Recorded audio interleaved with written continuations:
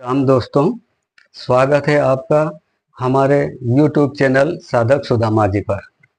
आज मैं आप लोगों को भगवान हनुमान जी महाराज के एक मंत्र का उपदेश कर रहा हूँ, या यूं सोचिए आप लोगों के सामने प्रस्तुत कर रहा हूँ। यह मंत्र आप तो जानते हैं कि आज के कलयुग में भैरव, हनुमान जी और महाकाली माँ, ये तीन देवता समर्थ शक्तिशाली हैं और आज हाजिर जागृत हैं। ऐसी परिस्थिति में भगवान हनुमान जी का यदि किसी मंत्र का उपयोग किया जाए तो आप लोग स्वतः जानते ही होंगे कि वो कारगर हैं और सिद्ध हैं और चलते हैं।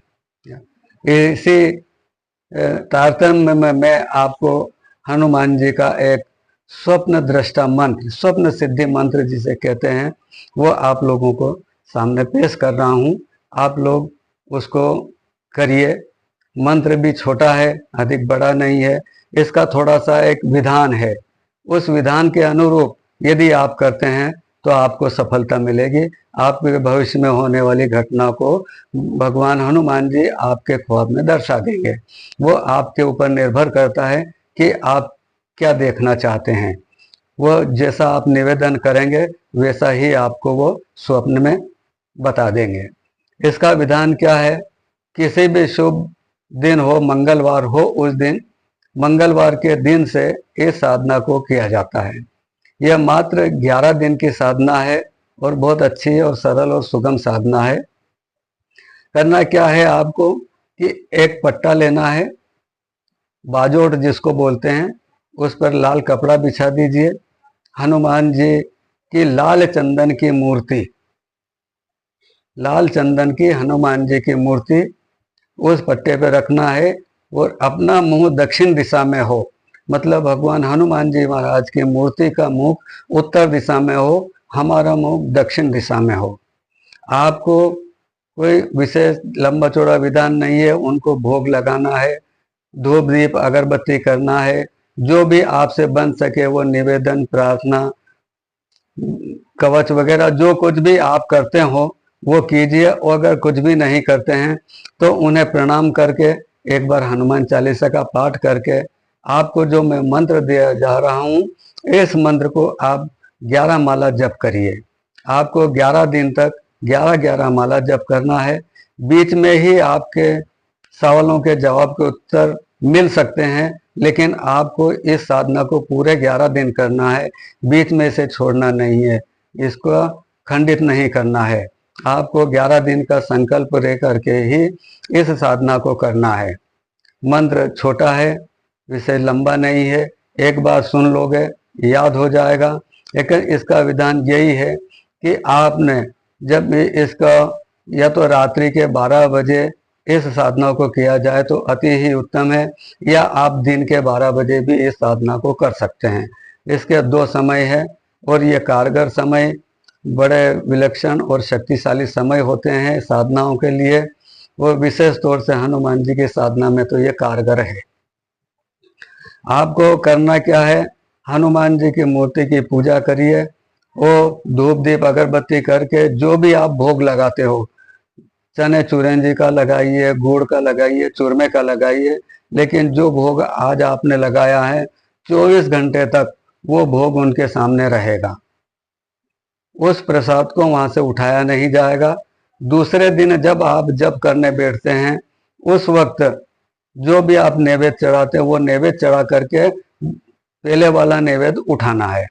जब तक आप नैवेद्य नया नहीं चढ़ाएंगे जब तक वो नैवेद्य वहीं रहेगा। यह रोजाना का नियम रहेगा। जो नैवेद्य आप उठाते हैं उसको एकत्रित करते रहिए, और जब आपके 11 दिन पूरे हो जाए, आपकी मनोकामना पूरी हो जाए, वह 11 दिन का प्रसाद आपको बच्चों में बांट देना है या ब्राह्मण को दान दे देना है। आपको उसमें से कुछ भी खाना नहीं है। वो प्रसाद आप ग्रहण नहीं करेंगे, वह केवल बच्चों को या किसी ब्राह्मण को वितरण करने के लिए ही वह प्रसाद होता है। इसमें क्या होता है, ये पूजन होने के बाद आपको संकल्प छोड़ना है कि हे प्रभु, मेरा अमुक काम है, वो मुझे आप स्वप्न में आकर दिखाइए। वो मैं 11 माला 11 दिन तक इस मंत्र के जाप करूंगा। मंत्र छोटा है और इस प्रकार है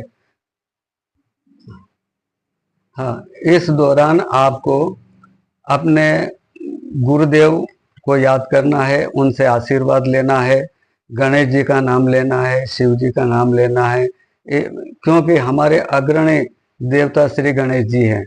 सर्वप्रथम गणेश जी को मना करके किसी भी काम को किया जाए तो उसमें सफलता मिलती ही मिलती है। अतः सबके गुरु भगवान शिव हैं। अगर किसी के गुरु नहीं है तो भगवान शिव को अपना गुरु मान करके उनके आशीर्वाद लेकर के इस साधना को आप कीजिए। अगर आपके गुरु हैं तो उनके चरण स्पर्श कीजिए, उनसे आशीर्वाद लीजिए और उसके बाद ये साधनाएं कीजिए। कोई सी भी कैसी भी साधना हो, बिना गुरु के कोई भी साधना सफल नहीं होती। इसलिए जो आपके गुरु हैं, जो भी आपके गुरु हैं, उन गुरु से आपको अनुमति लेना है, आशीर्वाद लेना है। उसके बाद किसी भी साधना को कीजिए आप। ये एक ही नहीं, कोई सी भी साधना हो, बिना गुरु के किसी साधना को न किया जाए तो अति उत्तम है। क्योंकि गुरु के मार्गदर्शन में या उनके आशीर्वाद से जो साधनाओं में सफलता मिलती है वो स्थायी भी रहती है, लंबे समय तक चलती है, क्योंकि उसमें गुरु की शक्ति होती है, गुरु का आशीर्वाद होता है। अतः अपने गुरुदेव को याद करके, भगवान शिव को याद करके, गणेश जी को मना करके इस साधना को कीजिए। तो मैंने जो बताया उसका मंत्र इस प्रकार है।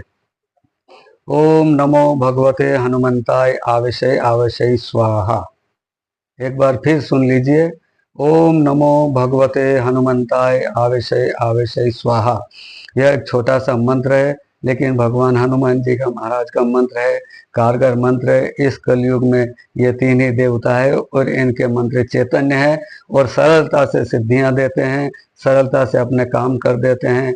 चाहिए सच्चे दिल, सच्ची भावना, श्रद्धा अपने इष्ट के प्रति होना चाहिए, तो आपको इस युग में सब कुछ मिल सकता है।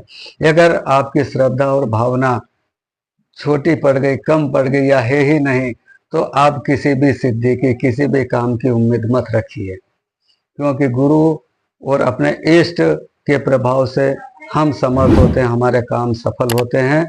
अतः अपने इष्ट पर पूरा विश्वास रखिए, तो आपके सारे काम सफल होंगे। आज इतना ही। जय श्री राम।